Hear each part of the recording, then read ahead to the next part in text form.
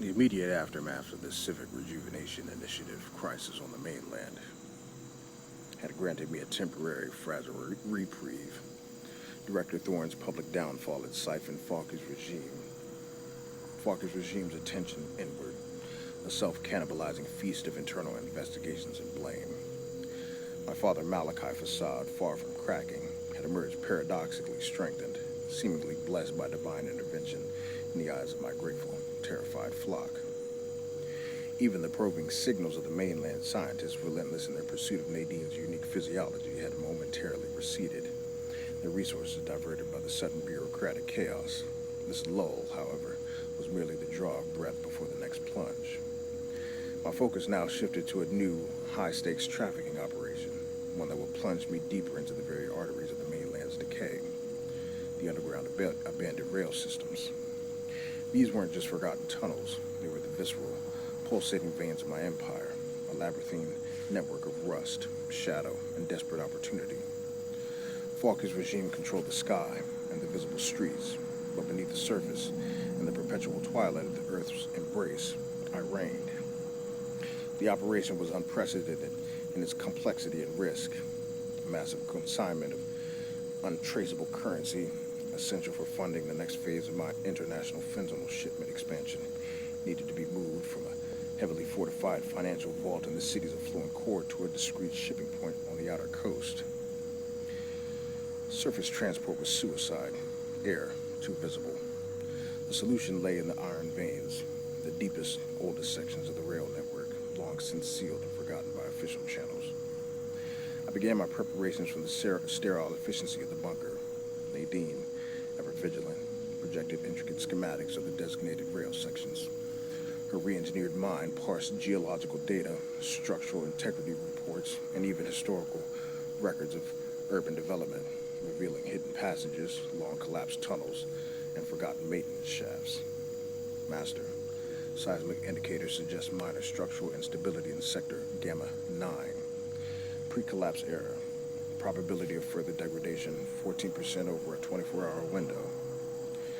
Nadine's synthesized voice articulated, her data points shimmering across the holographic display.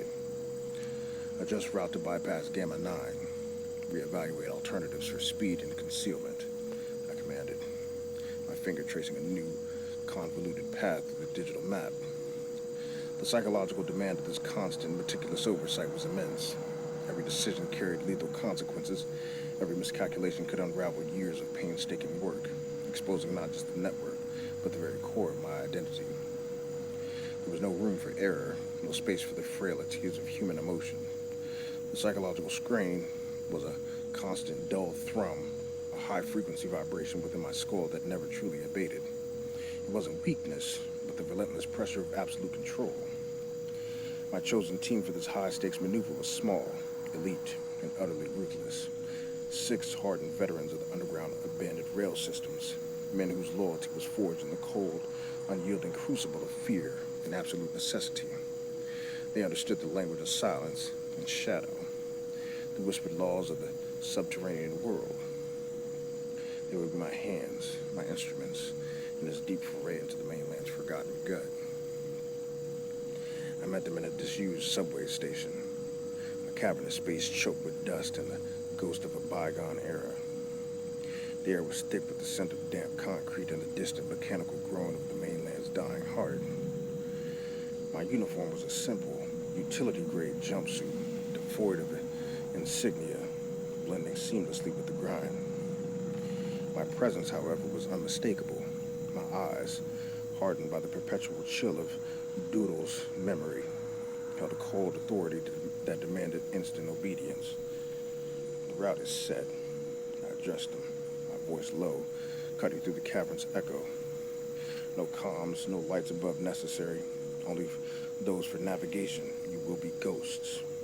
The payload is non-negotiable. Its security is paramount.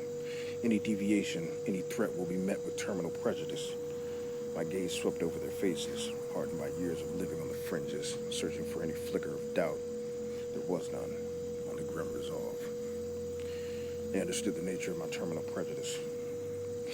The descent into the iron veins was a plunge into another dimension of the mainland's decay. We navigated through the collapsed sections, reinforced by temporary shoring, the heavy tempers groaning under unseen pressure. The tunnel stretched on, seemingly endless, a vast arterial network that pulsed with the subtle, insidious life of my empire. The subliminal tones that hummed on the surface, a constant psychological assault, couldn't reach here. This was a realm of pure, unadulterated grit where survival depended on the raw application of force and cunning. The challenges were immediate. Rogue elements, squatters who had carved out desperate existences in the forgotten sidings, occasionally peered from the shadows, their eyes wide with a mix of fear and desperate hunger. We navigated around them, our movements silent, our purpose unwavering.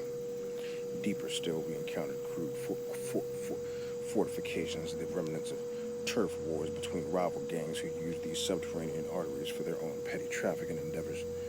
These were men who saw the darkness as their dominion, unaware that a true lord of solitude walked among them.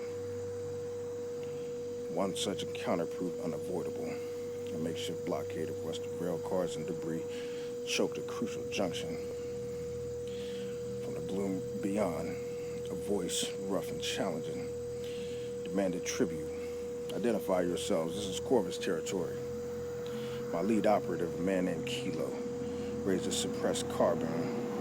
This Malachi, stated, my voice flat carrying an authority that transcended the simple words, remove your obstruction.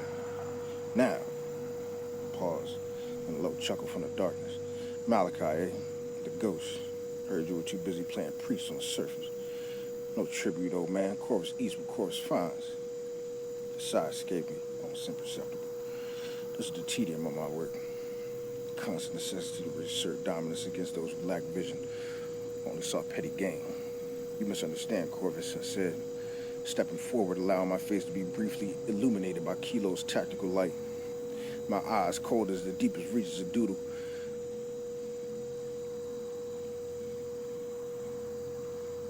Met the unseen eyes in the shadows. I'm not here to pay. I'm here to take. And if you stand in my way, you will become part of the dust.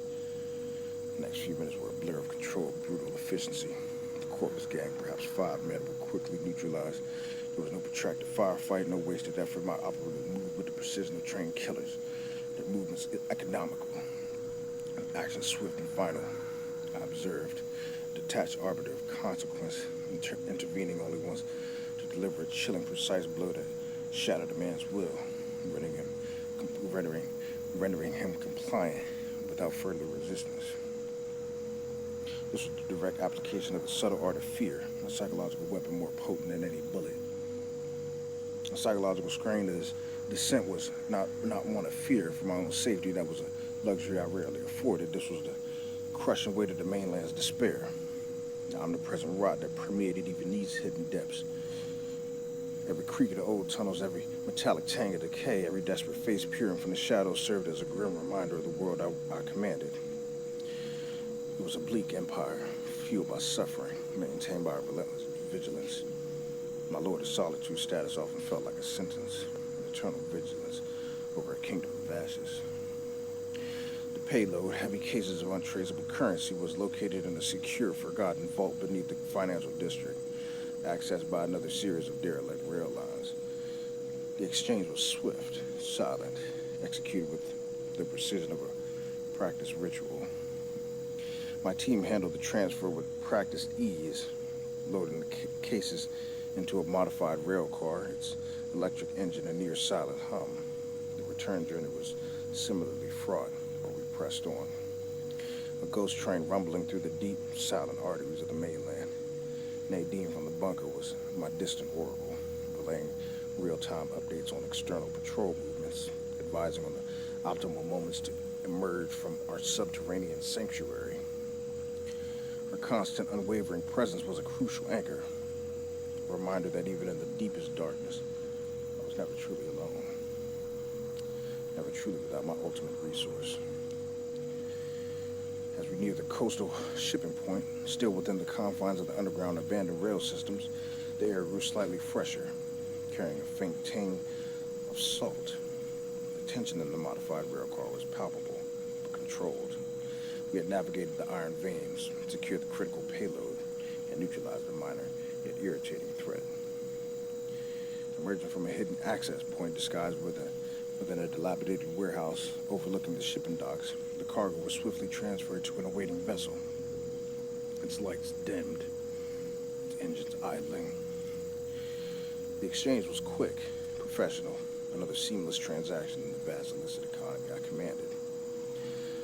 Standing on the deserted dock, watching the ship disappear into the pre-dawn gloom, I felt the familiar weight of responsibility, the chilling satisfaction of a complex operation executed with brutal perfection. The psychological strain remained, a dull ache behind my eyes, a constant reminder of the labyrinthine world I commanded. The mainland was a prison, underground abandoned rail systems, its hidden arteries, and I, Father Malachi, was the unholy surgeon, carving out a kingdom in its dying heart. The mission was complete, the currency secured, and the next phase of the fentanyl shipment lay open. The wheels of my empire continued to grind, fueled by despair, guided by my solitary, unyielding will.